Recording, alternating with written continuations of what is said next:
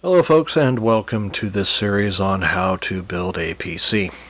I am Uncle E, and I am going to take you through motherboards today. I am currently on Newegg.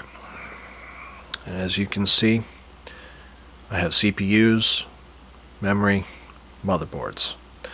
As with the CPUs, there are two companies that you are going to be worried about, AMD or Intel. I am going to take you through AMD to start with, and we'll go through Intel. If you are a high-end desktop person in need of a healthy workstation, you are probably going to be concerned with Threadripper.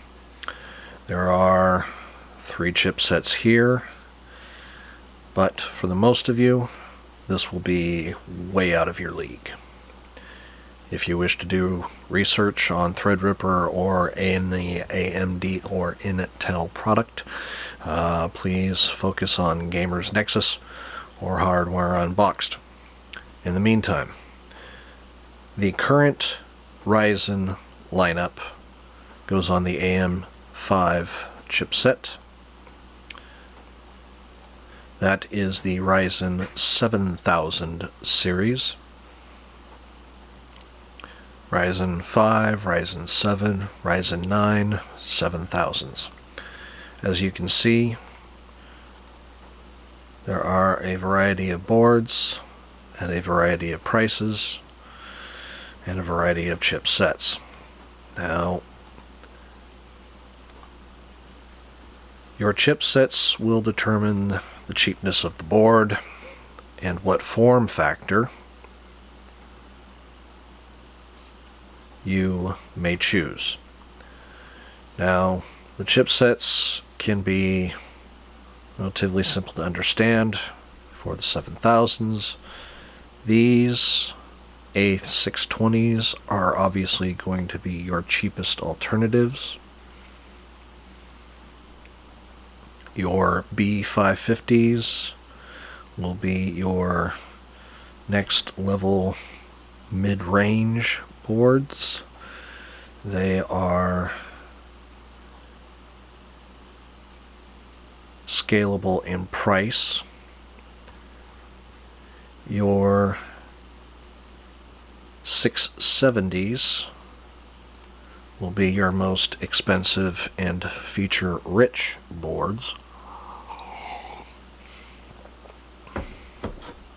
As you can see, they are in the 200 and up range. That is the current AMD lineup. Their past, I will show you this here in a second, is the AM4.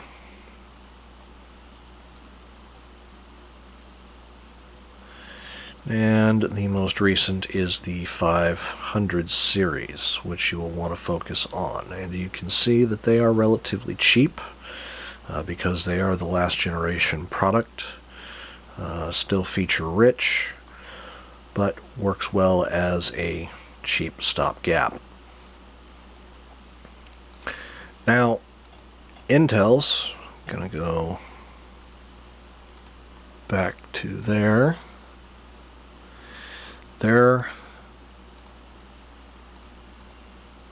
most recent, the LGA 1700, but their most recent chipset is the 700 series. As you can see, they can be pricey. They can also be not. And they have various levels. Obviously, the B760 will be their cheap to mid-range, and their 790s will be their mid-range to top tier, depending on equipment and features. Now, all of these boards, if you've noticed, have a form factor attached. They're all made by various manufacturers, but they all have a form factor attached. Now, when you are choosing a case, when you have determined what your want is for a computer build, you are going to need to know what this is going to be when you go delving in building a computer.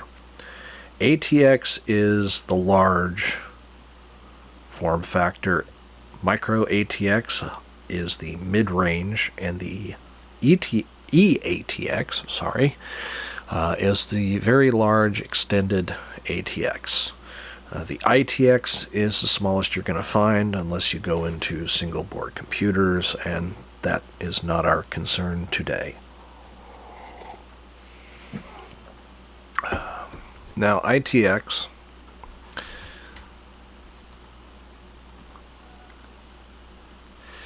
is a very small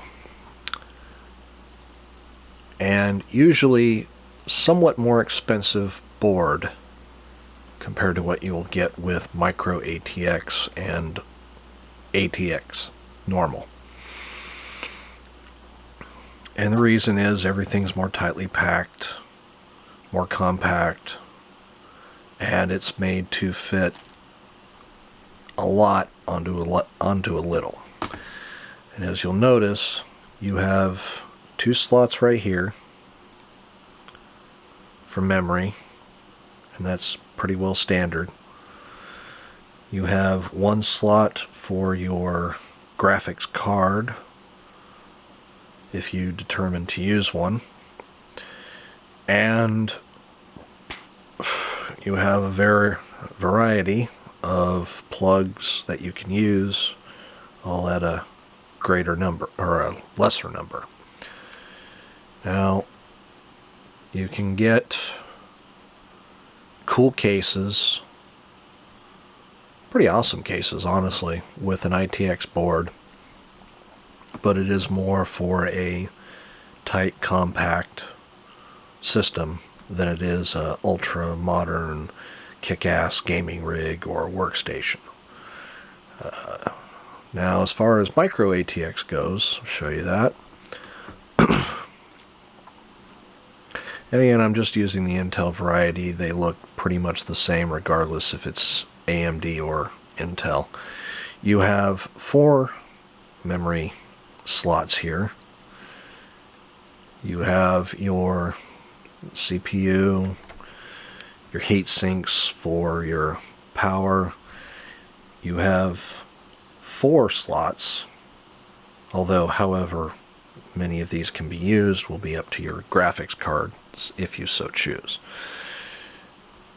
The I/O in the back, you have USB, HDMI, DisplayPort, which is another graphics type.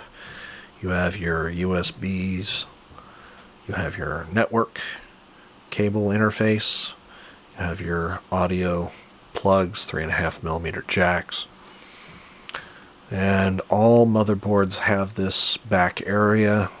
Some are going to be very different, more feature rich. Let's see.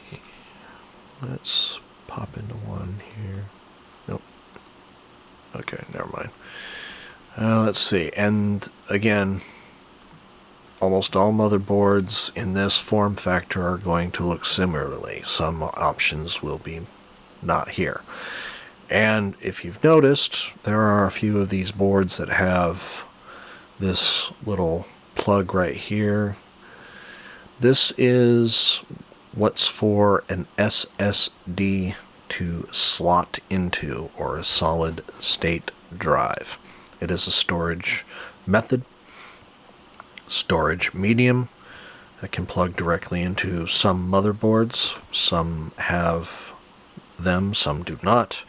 The ones that do have them have varying qualities and types. So please, once again, do your research. There's more into that coming, but you will find others who have probably can give you a better synopsis. As far as it goes, that is the micro ATX. Now we're going to jump into the ATX.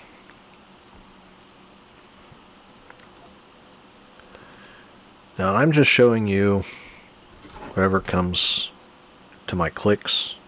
I have no affiliation with any of these companies, nor am I advocating for them. Merely using them as examples to show you what these things look like. And here we have an ATX board. It is a taller, probably a little bit wider